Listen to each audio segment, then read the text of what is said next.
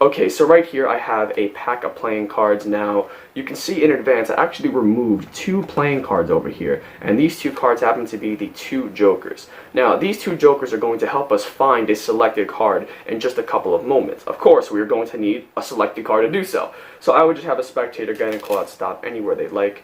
Let's say they say stop right here on this card. Doesn't matter what the card is. In this case, we have the 8 of hearts, and it doesn't matter if I see it for this particular trick either, okay? So we're going to be working with our 8 of hearts here. So just like any standard card trick, the card is picked, memorized, and then from there, it also gets lost somewhere in the center of the deck, just as so. Now, the jokers, which have been sitting here the entire time, like I said, are going to help us find the selected card. And here's how it's going to do, how it's going to happen. It's going to happen in mere seconds. Check this out. We come over, place the jokers on top of the deck, and now, all it takes is a little shake of the deck. And instantly, you can see one card actually appears right there, in between the 2 jokers with no funny moves whatsoever. Wouldn't it be crazy if this happened to be your card? The Ace of Spades. That wasn't your card, was it? Alright, I'll tell you what. I know I'm a magician, but that doesn't make me any different from the average human being. I deserve a second chance. Don't I? We all deserve second chances. So, give me a second chance here. Once again, if I just give the deck a shake, now, a card should instantly appear right there between the 2 aces. And again, I'm hoping and I'm praying that this is not just a random card within the deck, but this is your card, the 5 of diamonds. That wasn't your card either? Shit, alright, I'll tell you what. You know the old saying, third time's the charm, so I do get one more opportunity here. Let me just go ahead and give the deck a little bit of a shake. And again, instantly, one card here should appear in between the 2 red 5s. And I hope that this is not just a random card, but this is finally your card, the 10 of Spades. That wasn't your card either. Oh my god. Okay, I apologize, guys. I just can't seem to get it. And you know what? Let's be real. If I just kept doing this over and over again, I would have to get it eventually. But you know what? I don't want to waste your time. So you know what? Let me just speed up the process. We just cast a shadow over the deck. And now, what I've actually done is you can see I've actually sandwiched the entire deck between the 2 black 10s. But the entire deck, excluding one card. Every card is being sandwiched besides one, because actually down here inside of my pocket I've had 1 playing card, and possibly this is your card, the 8 of hearts. Yo, what is going on, guys? It is Cardtrix 8 here, and welcome back to the channel. In today's video, I'm going to be teaching you the nifty little sandwich effect that you just saw moments ago. Before we get into it though, I do just want to give you guys a little bit of background on the effect and some crediting.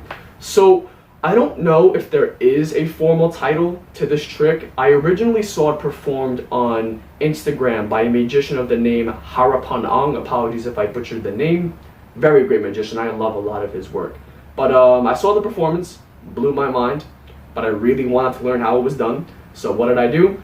I replayed it over and over and over again until my magician brain was able to put the pieces together, and, well, you saw what it looks like in the performance. Very, really good trick. But again, I'm not sure if there's a name to this. I don't believe it's published anywhere, but I could be wrong. So with that said, of course, the title, as always, if I don't know the name, I just gave it my own little spin-off for something that sounds pretty cool.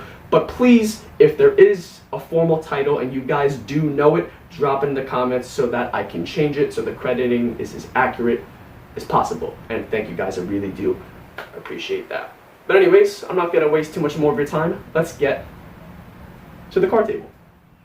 Alright guys, hopefully you stuck around for the tutorial. So this is a cool little idea. It's different, it's unique. It's a sandwich effect, but it's a repeating sandwich, and then it has the old, okay, the magician screwed up plot, but now he has to fix it. So I really, really like that. The only issue I have with this is it's not the most practical card trick in the world. As you're about to see in a couple of moments, there is a decent setup to this, and the way you have to set up the cards doesn't make it, again, the most practical. But with that said, this trick serves great as an opener. Set up the cards as I'm about to show you in just a couple of moments, put them in the box, take them out, start off with this trick, and then for the rest of your routine, just move on to more of your impromptu tricks within your repertoire. So, yeah.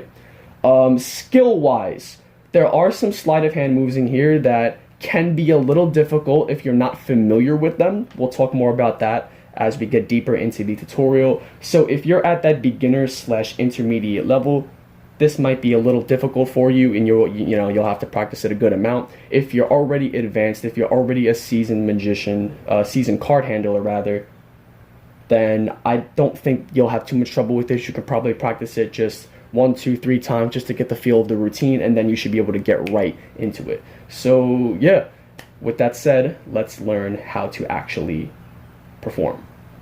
Alright, so go ahead and grab yourself a deck of cards. Any deck will work for this trick. Once you have your deck, you want to remove 4 pairs of soulmates. So I chose the jokers, the 2 black aces, the 2 black tens, and the 2 red fives. Now, you can use any 4 pairs that you would like. I just chose these pairs specifically because these were the ones that were used in Harapun's performance on Instagram. Well, aside from the jokers, he actually had the 2 red kings, but these were all the same. Now, you have the freedom here. You can really use any pairs that you want, whatever fits your style. I would recommend that for tutorial purposes, use the same exact cards as me, because I promise you guys, it's going to be so much more easy for you to understand and follow as I teach. Once you get a grip and an understanding of the routine and how the setup goes, then later down the road, feel free to change up the cards. But for now, I would recommend just using the same cards as me to make it easier for you guys, okay? But once you have your 4 pairs, here's the setup. One of your pairs, you're going to leave off to the side, okay? As far as these 3, here's the setup. It's going to be ace of spades, black 10, red 5, face down, black ace, red 5, face down. That's the setup right here, okay? You're going to take that, you're going to flip it over, and put that on top of the deck. So on top of the deck right now, the 5 should be facing up, okay? As far as the remaining black 10, this is going to go on the bottom of the deck facing upwards, just as so. As far as that remaining pair, like I said, you're going to have it off to the side, but it's very important you have them facing down, and here's why.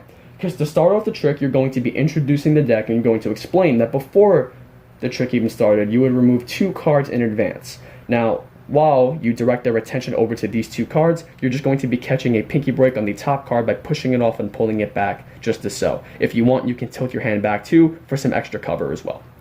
So you get the pinky break on the top card, which is that ace of spades. You take these 2 cards over and you say these 2 cards happen to be the 2 jokers. You say that as you flip them over on top of the deck, maintaining that pinky break, picking up all 3 cards in a biddle grip. Use your thumb to peel off the top card, cleanly displaying the jokers, and moving it to the bottom, just as so. So now you've just done a traditional sandwich load, very, very easy move, moving that ace to the middle behind that top joker. That's all you're doing.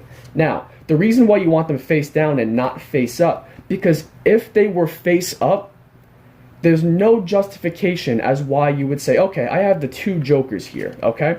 And these 2 cards are going to help us find a selection in just a moment. You see what's happening? They can already see the jokers. So there's no justification to bring it to the deck just to put them back down, because that's essentially what you're doing. However, when they're face down, it actually gives you a reason to turn them over and do this display, right? If they're face up, you're just, okay, look, I have 2 jokers. You're bringing it, displaying it for no reason, and then putting it back down. So logistically, it doesn't make sense. So just make sure you're starting with the cards face down, okay? So again, you direct their attention over here, push off the top card, catch the break, take the 2 cards, flip them over on top, keep the break, hold them in biddle grip, do a traditional sandwich load. So now you have the ace of spades hidden right here behind the top joker, and you're going to set them down. Now you can just set them down carefully if you'd like. I personally like to make my movements a little more loose so it doesn't look like I'm trying to hide anything. So what I do is I literally just drop them. Rather than set them down, I just drop them. And I promise you, these two cards won't separate if you bend the cards like this. So instead of just dropping them, you're gonna bend and then drop. And you can see what that does is it removes the air between the two cards and the cards will not separate. So you have the ace right there. Just be careful not, again, make sure you bend it, drop it, and the cards will not flash, I promise you, okay? So now you have the ace secretly loaded over there.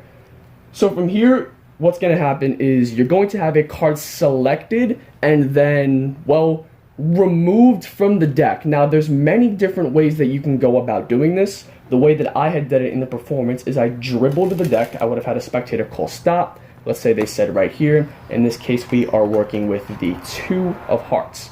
So what I did is instantly I just palmed it out of the deck by doing a move known as the diagonal palm shift, which from this back angle looks a little something like this. Now, it's one of those moves that I've found through trial and error doesn't really translate the best on camera. So when you guys were watching, you might have noticed maybe a funky movement in my hand came down, because essentially once you palm the card out, you have to kind of drop it into your lap, right? In real life, this will fly by every single time, because what I like to do is, let me just grab a random card here, say the Jack of Hearts, is I'll put it in the middle. I'll push in on the angle, right? I'll leave a link to a tutorial for the diagonal palm shift too in case you guys don't know how to do it. But essentially what I'll do is, I'll push it in on the angle. And what I do is I don't take it out right away. I like to pause. And then I'll look my spectator in the eye. I'll continue with my patter, engage, so their focus is on my face now. And once that's there, then I finish the palm. And then I'll bring attention back to the deck as I put it down. So the spectator's line of sight and line of focus is going to be on your eyes and then on the deck. And at that point, you've already palmed the deck out and put it in your lap. On camera, I can't really, change your line of focus. You're all looking in one direction. So don't be discouraged if you felt like, oh, I saw that. How's that going to fool anybody? You know what I'm trying to say? A lot of things with magic work way better in real life than they do. It doesn't translate on camera the best, if you know what I'm trying to say. So you can do that. If you're not comfortable with a diagonal palm shift, let me just take another card out. Hey, we got the 2 of hearts again. If you're not comfortable with that, what you can do is, I believe, correct me if I'm wrong in the comments, I believe this is called a clip shift or something like that, but it's very similar to the diagonal palm shift. You push it on an angle, and then you take it out like this and just control it to the bottom in slow-mo. That's what it would look like. And then from there, you can simply cop the card out in a gambler's cop and put it in your lap. You can do that as well. Or if you are feeling a little risky, what you can do is you can actually spread the cards. Just you don't want to spread over the top cards like this, otherwise you'll flash the 5. So you would have to block push and then spread and say, here, touch a card. And from there, they can touch any card. Say they touch this card right here, in this case, the Ace of Hearts. And once they touch it, you show it to them. And as you come down, you just do Ed Marlowe's convincing control, where you call the card out. Again, don't spread all the way because you don't want to flash that 10. And then square up, just like that. That's one of my favorite controls of all time. And that brings the card to the bottom as well. So once the card's at the bottom, again, you can then put it into a gambler's cop and then just palm it into your lap. Any method really works. You can use one of those 3 methods, or if you have another method that you think works better, you can use it. Just one thing you need to remember is the goal here. You need to have a card selected, lost apparently, but stolen away. But also you need to maintain the top cards and the bottom card in your stack. You don't want to disturb them. So like in this case, doing like several cuts really wouldn't work, right? But anyways, for tutorial purposes, let's just do it one more time. So for the tutorial, we're going to be using, oh, wow, that 2 of hearts again. I guess the 2 of hearts really wants to be used. So in this case, the card is apparently lost in the deck with a diagonal palm shift. I take the card out. It's now inside of my lap, okay? But they think it's in the deck. So we're already one step ahead of the spectator. So now you bring attention back over to the jokers and say, look, the jokers are going to find your card instantly. So you're going to pick these cards up, again, making sure you don't flash the card in between it. So you're just going to pick up these cards, put them on top of the deck, and square them up. That's all you do right there. Now you pick up the deck and you can do whatever you want. You can do the classic, snap your fingers. For me, I just like to give the deck a little bit of a shake. Now you're going to spread over the top 3 cards, and I like to out-jog the card that's in the middle and say, look, one card instantly appears right here between the two jokers. Now, while I'm displaying these cards, I strategically place them right in front of the deck so it blocks their line of sight. Because what I'm going to be doing is, as I'm displaying these and patterning, is I'm going to be pinky counting right here 4 cards. So that's 1, that's 2, that's 3, and that's 4, just as so. Now, the pinky count is one of those moves, if you're not familiar with it, it's very, very tricky to learn. So I'll leave a tutorial in the description box below if you need to learn the pinky count. But you're going to be displaying here and you're pinky counting 4 cards, okay? Once you pinky count 4 cards, you're going to square up the cards on top of the deck, maintaining that break, leaving that middle card sticking up. You're now going to pick up all the cards from the break and just turn them over as if they were just those 3 cards. And say, okay, your card, the Ace of Spades, is spinning out as so. Of course, they're going to say, no, that's not my card. So you're going to be like, what? Put an act on, say, okay, you know what, give me a second chance, okay? Now, you're already in position. After flipping over all those cards now, you're in a position where now this ace is face up with one of the red 5s face down, and it's going to be right in between once you put this on top. So all you need to do is take the ace, put it on top now, and again, do whatever you want. Snap, shake the deck, whatever you want to do. And without any sleight of hand, now all you're doing is just spreading over the top 3 cards and just showing, hey, there's one card now in between the 2 black aces. Now you're doing the same exact thing here. Strategically putting it in front of the deck to block their line of sight, because you're going to be pinky counting again. This time, though, you're only pinky counting 2 cards, so it's actually a little bit easier this time. So you pinky count 2 cards, you square up all the cards on top of the break, leaving the middle card sticking out again, and again, maintain the break and just flip over all the cards from the break. I got a joker face up. That's my fault. I must have accidentally pinky counted 3 cards. That's my fault. But the joker would not be there normally. I apologize. But so ignore that. But 2 cards. So yeah, if the joker. Yeah, so I accidentally had 3 cards. I must have had 2 cards by mistake. Whatever. That all happens. But anyways, you pinky count. You flip over and now spin the card out and say, boom, the red 5. This is your card. Of course, they're gonna say, no, that wasn't my card. So you say, okay, 3rd time's the charm. And again, you're already set up now where the 5 is now face up with the 10 in the middle now. So without any sleight of hand, you just place the card on top. Again, snap, shake, do whatever you want, spread over. And now this time, again, display, show 1 card in the middle. Now, to keep things consistent, I will, again, hold it over to somewhat block their line of sight. This time, though, you're not doing any sleight of hand. You don't need to pinky count or do anything here. The trick's pretty much over at this point. All you do is you hold it, you show to keep things consistent. There's 1 card. Just square up the 3 cards on top of the deck and flip them over and show the black 10. Of course, you're going to be wrong again. So again, use whatever pattern you want. Place the 10 on top of the deck. And again, you've had that other 10 face up on the bottom of the deck the entire time. So all that's left to do at this point is simply spread the cards out and show that you have all of the cards in the deck sandwiched between the 2 black 10s, and this will blow people's minds. You could say all the cards except for 1, and then you reach down into your lap, just act like you're going into your pocket, pull out their selection that you dished earlier, show their card, and it blows people's minds. Oh, I should have mentioned to you, if you have this card signed too, that much more powerful. And one other thing I should mention too, I didn't mention this in the beginning because I honestly forgot, but in Harapan's Instagram performance, he did it differently than me. What he had done is he actually just controlled the card to the bottom of the deck, just like this.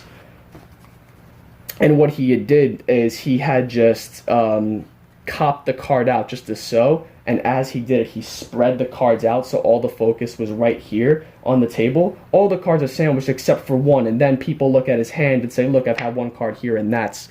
So that was how he did it. I just thought personally it would be cooler if I ditched the card right away so I can be really a full step ahead of them.